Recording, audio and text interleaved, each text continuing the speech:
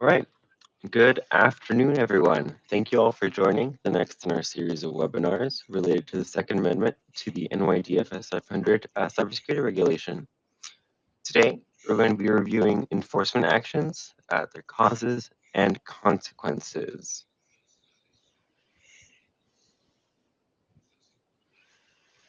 A quick overview of our agenda. We're going to start off with some introductions, move on to a breakdown of the enforcement actions, our analysis of causes and consequences, finish off with some tips on avoiding and mitigating penalties, and end with a Q&A. On to some introductions. John, would you like to start? Sure. Thank you, Miguel. Hi, everyone. My name is John Jarrold. I'm a security risk management consultant at WithSecure. My responsibilities include delivering cyber maturity assessments, cloud configuration reviews, secure design reviews, and all of the various security risk management service offerings that we have at WithSecure. Prior to joining WithSecure, I spent 15 years in financial services working in cybersecurity and risk management, and responsibilities included regulatory compliance and also the New York DFS regulation. Richard? Thanks, John. My name is Richard Suls. I'm a senior security and risk management consultant at WithSecure, working out of the New York office. I'm service lead for our tabletops and crisis management exercises. Also regularly perform pen testing NetSec, maturity reviews, occasional incident response lead. And in my spare time, I work with the state and federal courts as an expert witness. And perhaps Miguel? Hi, everyone. I'm Miguel Gutierrez, an SRM consultant here at WithSecure in our New York City office. My work here is primarily with design and architecture reviews. Prior to my time here at WithSecure, I worked as a security architect at a bank here in New York. So I've experience dealing with this and some of the many other regulations that apply to financial institutions, as well as designing systems and recommendations for compliance. A quick reminder to our viewers, if you have any questions, please submit them using the questions and comments box. We will have time for a Q&A at the end of the presentation.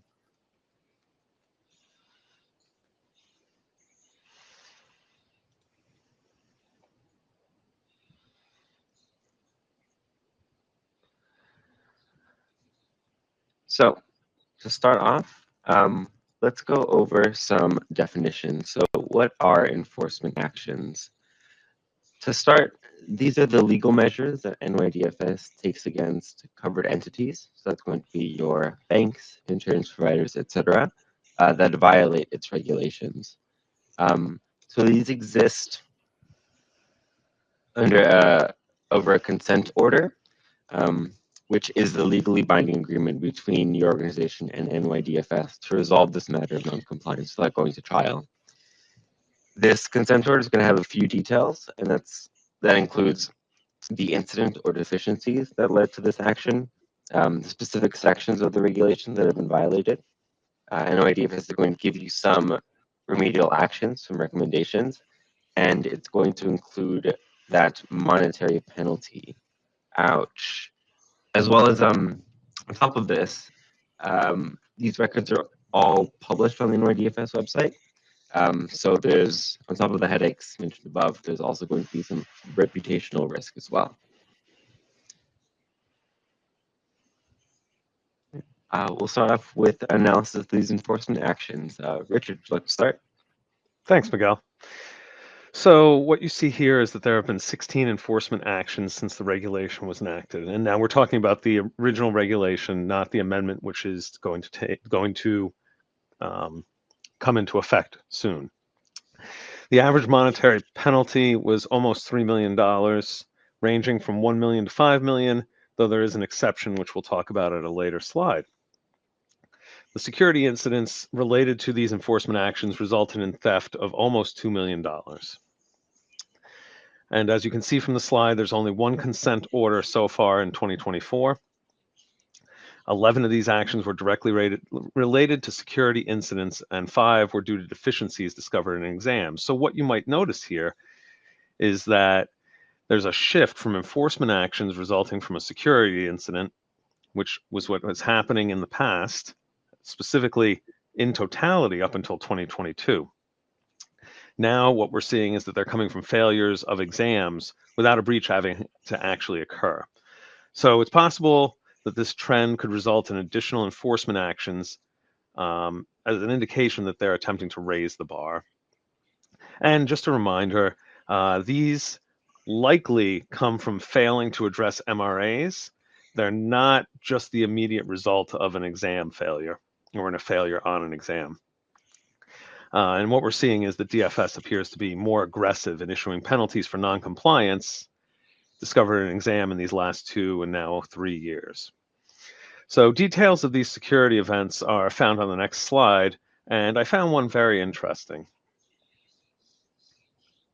So in the top right corner, you'll notice December 2018 web vulnerability. And this left more than 850 million documents publicly exposed for multiple years.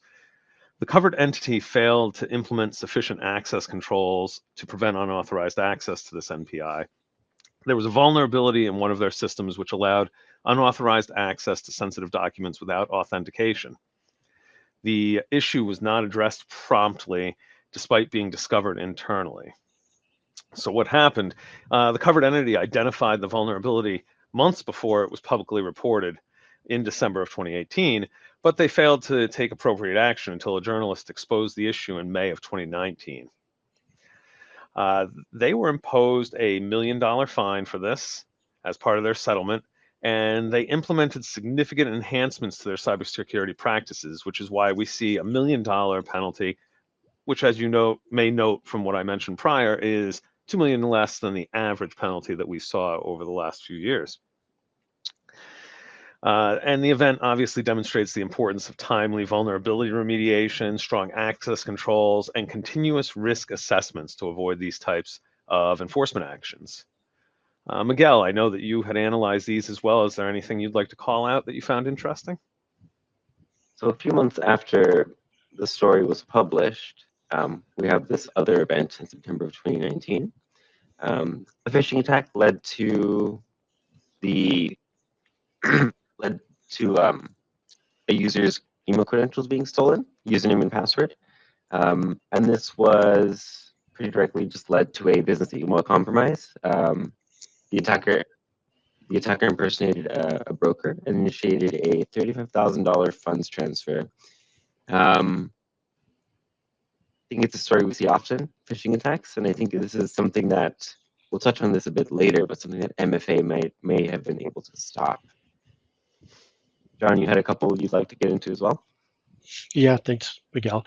The July 2017, so that massive breach there is actually Equifax, which is very well publicized. The interesting point here is that Equifax is not a DFS covered entity, but DFS went after them anyway because of the number of New Yorkers who were impacted by that event. Another one, September 2018. This was a incident where the attacker compromised employee credentials through a phishing attack. The entity did have MFA in place. However, the attacker was able to bypass it because the entity had also implemented an IP allow list to go around MFA for service accounts, that non-human accounts that couldn't use MFA. And apparently the way this allow list was defined was very broad, and the attacker was able to originate an attack from an IP that was included in the allow list and get around that. Another one in March 2019, again, the entity had MFA in place, but in this case, the attacker was able to bypass it through a more simple method of what's called MFA fatigue. So they just continuously and repeatedly sent push notifications to the employee whose account they had compromised until the employee finally relented and authorized the access, and the threat actor was able to get in. So, in this context, DFS is mentioning security awareness training that users should be aware of this type of a threat and not fall victim to that. Thanks, John. And so we'll move on to the next slide, where we've taken these events and conducted our own analysis by attack vector and impact here on the right. One thing to note, so looking at the attack vector side, no surprise here that phishing is the most common attack vector that we've observed in these cybersecurity events. It's nothing really new to us security professionals. We are aware that humans are the weakest link in any system, really. And it's really just a matter of time before one of your users clicks that link. Related to the event I discussed in the last slide, with the theft of user credentials, we see that DFS is pushing for more stringent MFA requirements, and the text that they use in the regulation is this requirement is for any user on any system. For those of you who weren't with us on the last webinar, I did reach out to DFS to ask for clarification on this requirement, and I think the important point to note from their response is that the MFA requirement applies to the user authentication stage, and not necessarily to any federated access that happens after that. I think if you look at a really common use case, workstation in Office, it's, in my opinion, likely very important to have MFA at that initial access point to your internal systems, where then you can federate access to other applications and not have eventually what amounts to MFA fatigue, like John had discussed earlier. For those of you that run an Azure shop, some good news for you. Microsoft is going to be requiring MFA for Azure by default next month, October 15th. So that might make your job a little easier, but just kind of speaks to the importance of MFA. Everyone's implementing it, and DFS is going to require you to do so as well. John, did you have some words on the impact? Sure, thank you. So you'll notice the most common impact that was mentioned in the consent orders is NPI exposure. And this is resulting from attackers gaining access to compromising an employee's account, and then they're able to access whatever NPI that employee had access to. You'll also notice on the right-hand side that there were 3 instances of ransomware attacks that were mentioned. One related to an attacker who, through a phishing attack, compromised the account of a network administrator and was able to steal their security certificate, and likely gaining significant privileged access through that, which they used to extract data and then launch the ransomware attack. Another ransomware attack was Carnival Cruise Lines, which is fairly well publicized. What may not be as well known is that Carnival Cruise Lines is licensed by DFS to sell life insurance. So this ended up being, that attack ended up being under the remit of DFS, and they issued a fine to Carnival. If you go to the next page, we talk about the violations.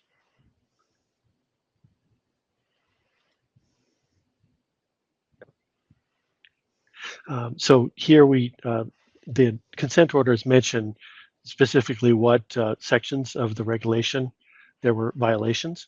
What we found is that across these consent orders, there were violations of every single section of the regulation.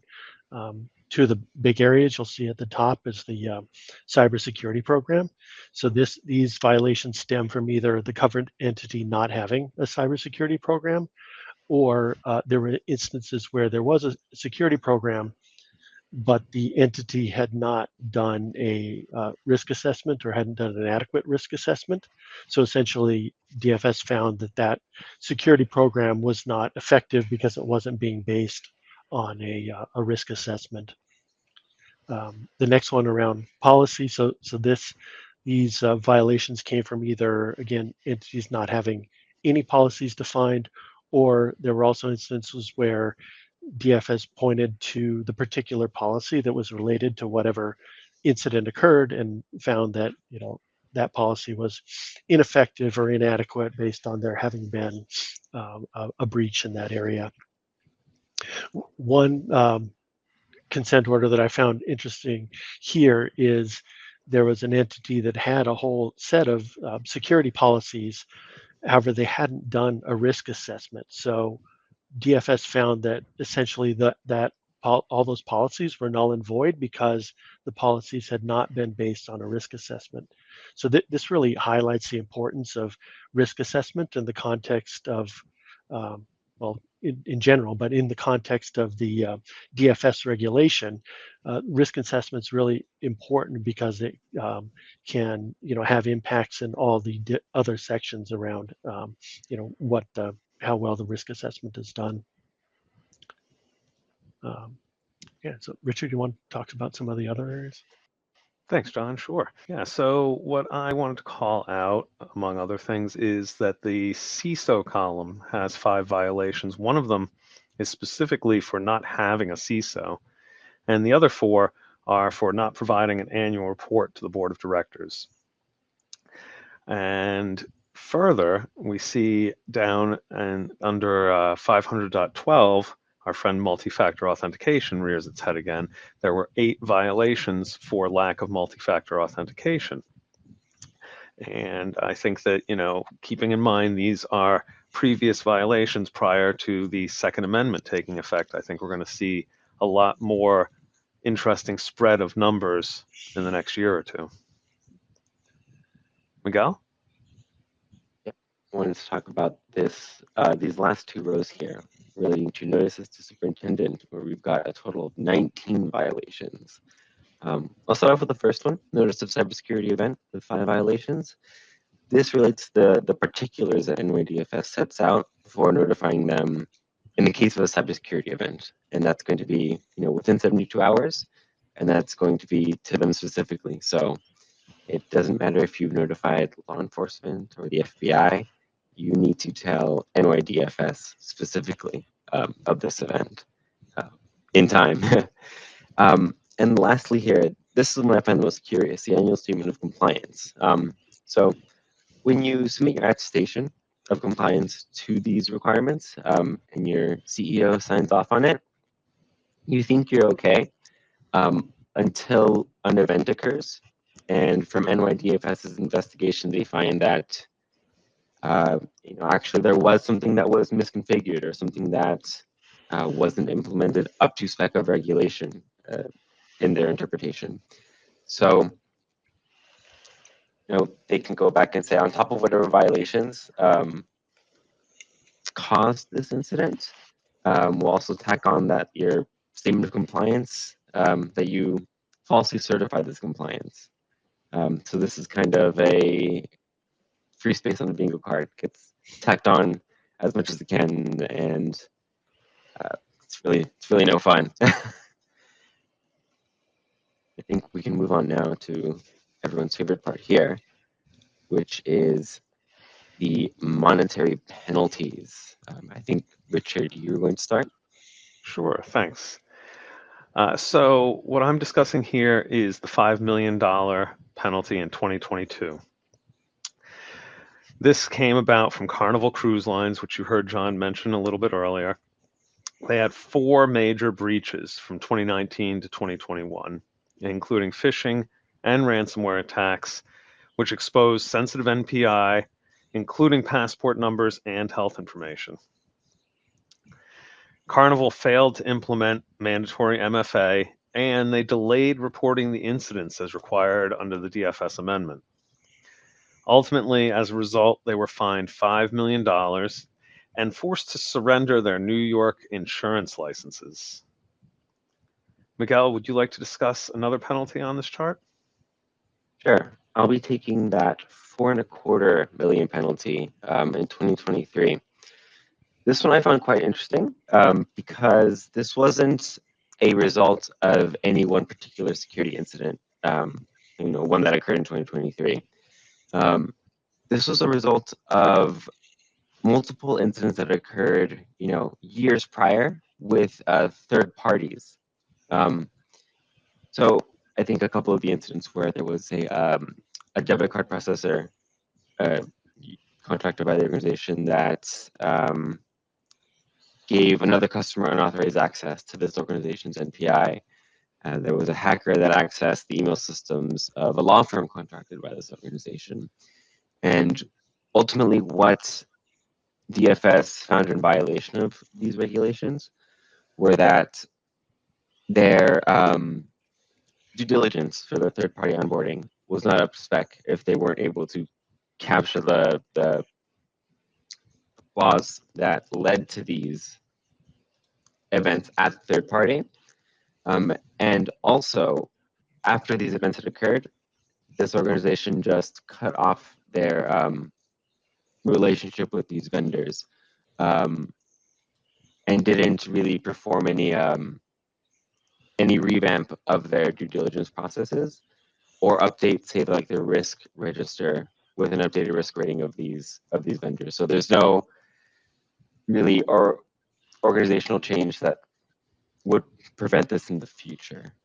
That's kind of what led to this large fine. I did get a question here about how can smaller organizations with limited resources comply with NYDFS regulations? And I think that might be something that John can take on in his piece. He's going to talk about this small penalty here. Sure. Thanks, Miguel. So yeah, you'll notice this outlier in 2021, a penalty of $150,000.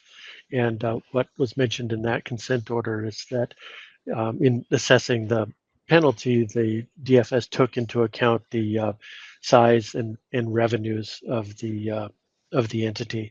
And we'll see this more in the next slide, that with the Second Amendment, the DFS included a section explaining the criteria that they use for assessing penalties.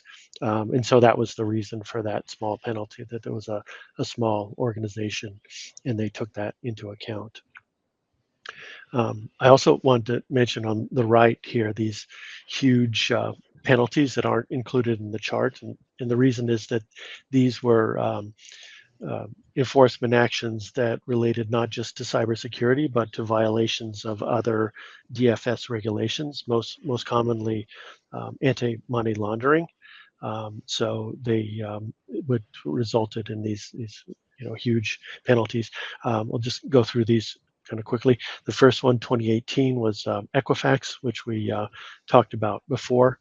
The next one in 2022, this was interesting because in this scenario, the covered entity was relying on the cybersecurity program of their parent affiliate. And this is allowed through the regulation. You can rely on the program of an affiliate. However, what the DFS found here is that the parent's affiliate program really wasn't adapted or specific to the covered entity. And they pointed out there was no risk assessment done at the covered entity level. There was no reporting to the board of the covered entity on cybersecurity. There was no disaster recovery plan for the covered entity. So they found that reliance really didn't qualify. So that's just a point of note and warning that if, although it is allowed to use the program of a affiliate, it needs to be specifically adapted to your organization. Next big penalty here in 2023. So this one was for a cryptocurrency organization. The finding here around their Know Your Customer program. DFS said essentially it was a check the box exercise. They weren't doing any adequate level of due diligence around KYC. And then from the cybersecurity side, they found that there had been a unreported security incident, and this was interesting. It involved a attacker who was able to compromise the accounts of 6,000 of the customers. The entity did have MFA in place, but there was a flaw in the way they had implemented the account recovery process. So the attacker was able to exploit that flaw and essentially bypass MFA for these users whose accounts they had compromised, and they ended up stealing. I don't remember the exact figure, but it was in the millions of dollars that they ended up stealing from those customers. And then the last one there in 2024, this was another cryptocurrency firm. They were cited for having inadequate anti-money laundering, and also on the cybersecurity side, not having an adequate risk assessment. And this enforcement action actually ended up with the covered entity needing to surrender their banking license, and they ended up filing for bankruptcy. So, huge impact from that particular action earlier this year. You want to go on the next page, Miguel? We can talk about the. Okay, so one thing that we wanted to point out, and you're probably aware, is in the Second Amendment of the cybersecurity regulation that was enacted at the end of last year. DFS added a new section where they explicitly mentioned the factors for assessing penalties, and we definitely recommend reviewing and understanding this section, because it could,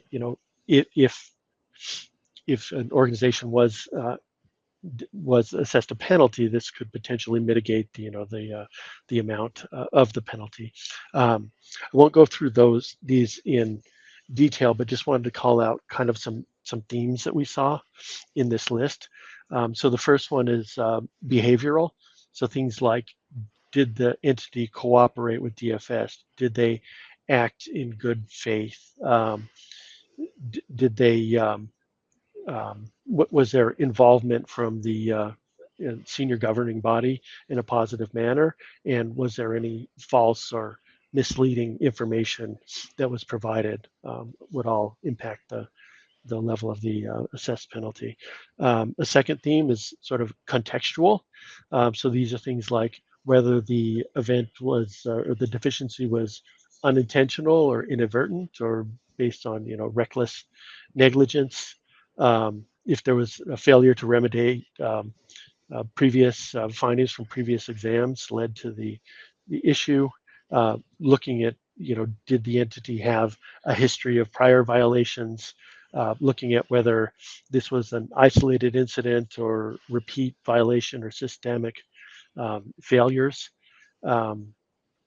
And also taking into account of whether there was any sanctions imposed by another regulatory agency. And then last sort of key theme is just around the severity of the impact. So looking at, what was the harm to customers, what was the gravity of violations, the number of violations, and the length of time that in which they occurred. So they'll take that sort of severity factor into account when they're assessing penalties. And then you'll also notice number 14, financial resources and net worth. We mentioned this earlier around that small penalty that was assessed to a smaller organization, so that they're noting that is one of the factors they'll take into account. Good. Thanks, John. I think now we can move on to our Q&A. So I've got a list of questions here that have been submitted during the presentation. Let's see. I think we can start with the first one we got, which is, how did you go about analyzing the NYDFS consent orders? I can take that one. So, so the consent orders are public record. They're PDF files that are on the DFS website. We downloaded all of those, and that was over 250 pages of documentation. We used Excel and some other analytics techniques to kind of help to automatically extract things like the sections that were violated to get some of these metrics. But a lot of it was also just manually reading through the consent orders and understanding what had happened. So, like for example, the summaries that we provided earlier of what events occurred was all just going through and reading and understanding. And they do make interesting reading. Hopefully, some of the stuff we've mentioned today was valuable or gave you some insights. But certainly, yeah, maybe worth looking through. Thanks, John. The next one we have up here are there any more anticipated changes or updates to the NYDFS cybersecurity regulations? And how can organizations stay ahead of potential regulatory changes?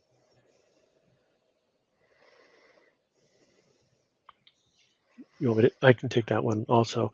So the DFS just announced the Second Amendment, enacted the Second Amendment to the cybersecurity regulation in November last year. Their justification or rationale for doing that was to address the root causes of some of the security events that they're continuing to see, and just the evolving threat landscape. So one of the changes, Miguel mentioned earlier, is the requirement to have basically MFA everywhere.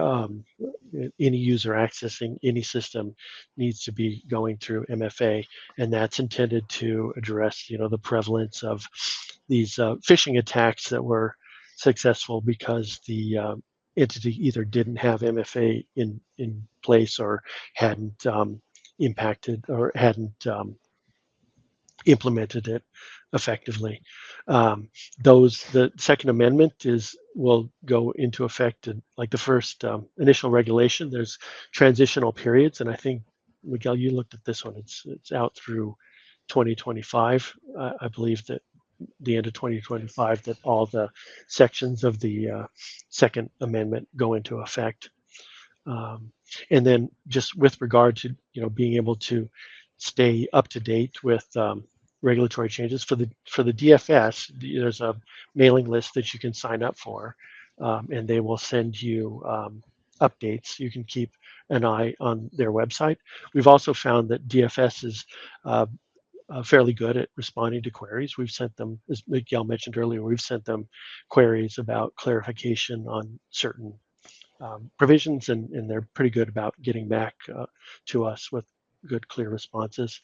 And then, more broadly, it's always a challenge keeping up with all of the regulatory activity, but, just needing to ensure that you do have processes in place to keep track of changes to cybersecurity regulations across the board. And there are resources that can help you do that.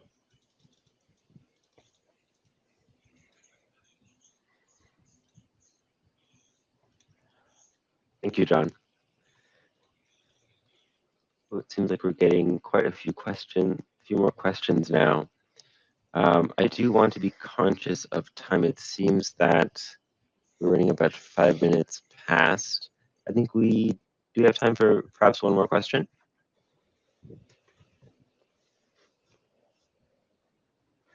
I see. We were actually booked for the whole hour, so we're good. Okay, so let's move on to the next participant question we have here. So what role does employee training and awareness play in minimizing the risk of enforcement actions? I do know that with this upcoming regulation amendment, there were a couple of changes made on the requirements for employee training and awareness. So apart from anything more abstract, I think there's a concrete connection between having this awareness program in place and what topics that program covers. that DFS does require of your organization. I think specifically it was to include phishing training has to be a part of your security awareness training. Yeah.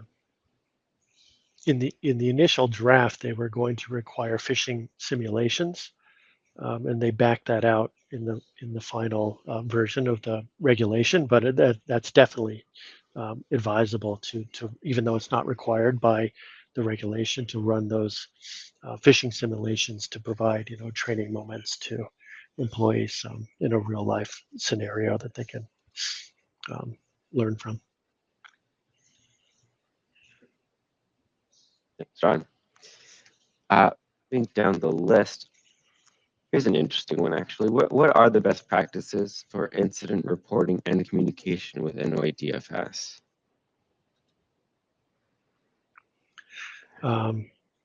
So on this one, I can say, make sure you report to DFS in a time within the 72-hour period. There was one consent order that mentioned that the covered entities incident response plan did not include a step for notifying DFS. So make sure that your incident response plan specifically calls out that that step to notify DFS.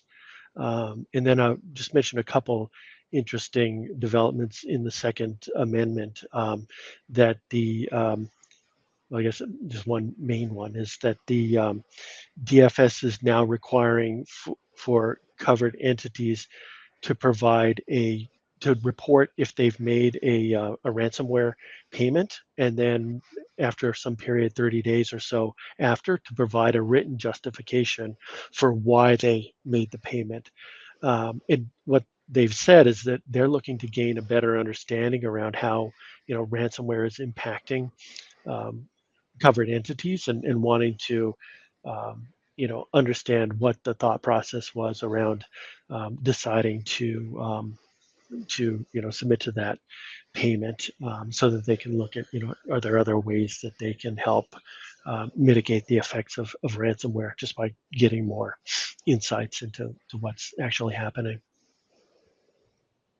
And I think this can be a follow question to this, because we just got another Q&A that I think follows a similar thread. And that's, how does a company meet the short notification timelines when a forensic investigation can take weeks? Yeah, that's a really good question, and I know the organizations I've worked with, not that they experienced any breaches, but this was a discussion point of how much information do you provide, given that it's a developing situation. Not specific to DFS, but with other regulators, I think I've heard that there's an understanding that the covered entities are not wanting to go into a significant amount of detail. I think there's provisions in the DFS itself around, in the Second Amendment, they talked about that, trying to think of how this was laid out, that there was in the original draft of the Second Amendment, they were asking that covered entities provide, full details around all the telemetry and so on around the incident. And then there was pushback in the comment period that this is highly sensitive information and not something that they would necessarily want even DFS having. DFS pushback saying, we have effective security controls in place to prevent that information getting exposed, but they ended up walking that back. But I guess no real, good answer about how do you meet how do you? I think organizations do struggle with that. Is what level of detail should you report? I think this can be an interactive discussion. You can start with a sort of a high level summary. Expect that there's going to be a conversation that takes place after that with the DFS, and if they're looking for additional details, it can be discussed. And I wouldn't expect that they would ding you on not providing enough detail in your first pass, so you can come to agreement on what's the right level of detail to officially report in just actual live discussions with the regulator. There was a question regarding email being a valid second factor for DFS requirements. And I'm going to start by saying that typically email is considered a valid second factor authentication. However, I would also state that DFS does not typically in these lay out specific, you must do MFA this way or you must do MFA that way. So when it comes to something like that, you may want to reach out to them for clarification. In a general sense, though, email is considered a valid second factor authentication.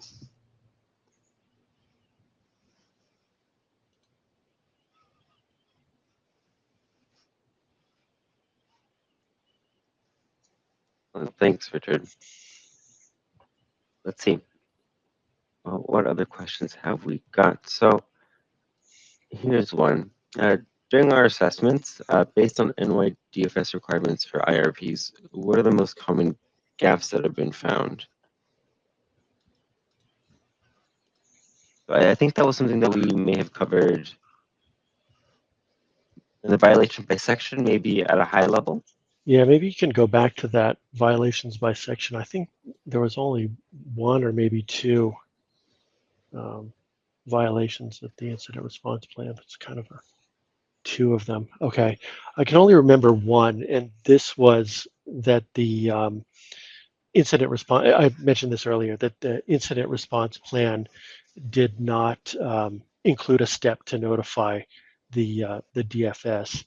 And then I think I don't want to say for sure, but I think the other one related to that the response to the incident wasn't very effective, and they attributed that to the incident response plan not having significant detail. Although this also might be related to that consent order we mentioned, that the covered entity was relying on their program of their parent affiliate. And I remember they definitely mentioned that there was no DR plan. That might have been that the incident response plan in that case was also not specific enough to the covered entity. But in general, that we haven't seen a lot of that. That hasn't been a common finding of gaps in the incident response plan. And there's a follow-up question that follows the same thread as well. So looking into like that one or two consent order, but one of those consent orders, did any of them include any insights into like delays in response caused by a poor IRP? A specific cause, like a lack of identified out of band comms, or did they go into that level of detail? Meaning that the incident wasn't reported because it wasn't detected timely, or rather that maybe the IRP doesn't include out of band communications, that hasn't been set up in the case of an incident, and maybe that led to a delay. I think that's what this question is asking. Okay. Yeah, the factors I remember with regard to, and this would be under that, what is that, 517A notice of cybersecurity event, is that it required to notify within 72 hours, and they did not. One interesting point here was that they mentioned that the entity had reported the incident to other regulators, but failed to report to the DFS. And another interesting case here is that the DFS discovered there'd been an incident during an exam. So they came in to do an exam, and as they were going through their findings or their request for information, they discovered that there had been an incident, and they said, well, did you report this? No, we didn't. So that ended up with a violation for that. But I don't recall anything around the out of bound communications, or it was just not recognizing, mainly it was just not recognizing that there's that requirement to report the incident to DFS rather than the process for reporting itself. Okay. There's been a clarification about that question posted.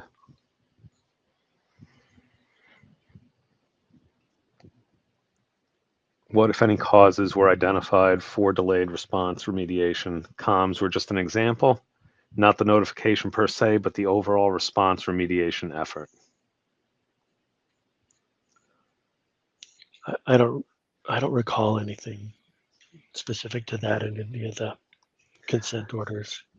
Yeah, I believe, and John, you are by far the subject matter expert, so correct me if I'm wrong, but I believe the understanding is that you are meant to go to the DFS portal and register the cybersecurity incident within 72 hours, but that just gets the conversation going. At that point, DFS may not expect you to provide them with 100% of the information. They may not expect you to have 100% of the information, but you're going to be required to fill in those gaps further on down the road as the incident is remediated.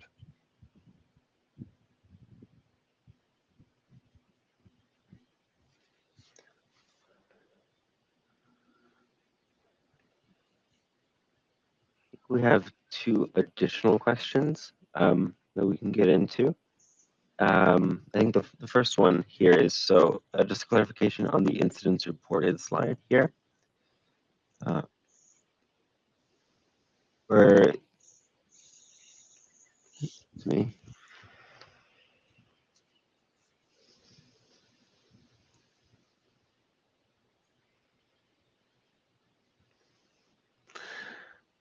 I'll bring us to that. Yeah, thank you. Sorry, I'm just having a You're welcome. bit of trouble with my browser.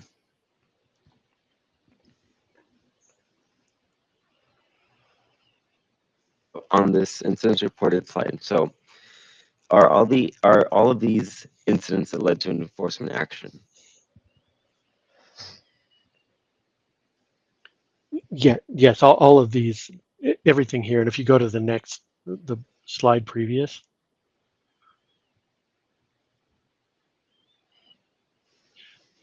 so this page is providing a summary of the incidents that were described in the enforcement actions.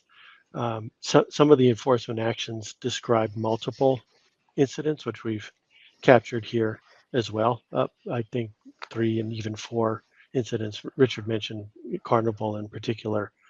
There were a number of different events that were mentioned. But yes, all of the incidents we talked about today were mentioned and related to enforcement actions.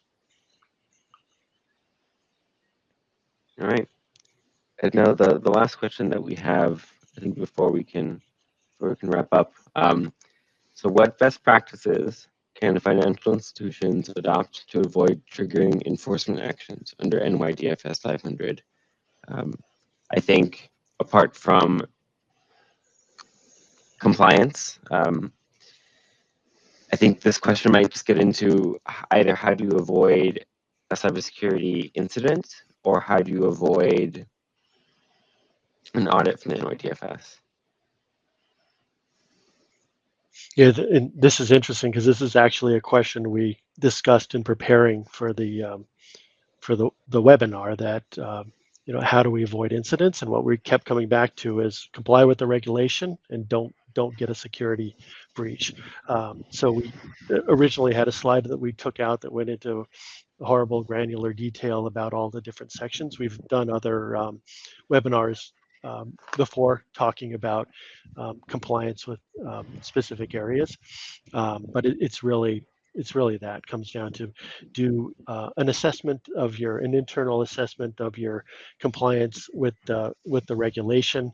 Bear in mind that there's a new option in the Second Amendment that you can identify or you can self-attest to non-compliance so long as you're providing a plan and timeline for remediation. So if you have known gaps, it's recommended that you disclose those so that they're not discovered by DFS and could lead to an enforcement action. I guess the other recommendation here would just be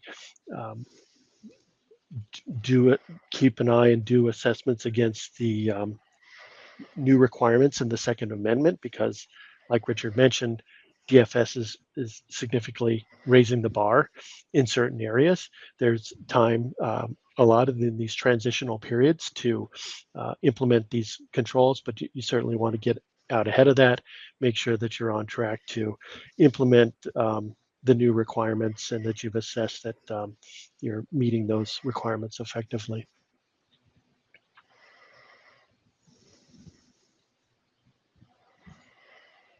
So I believe that is the last question we received from the audience. I want to thank you all, the audience, for joining and for your thoughtful questions.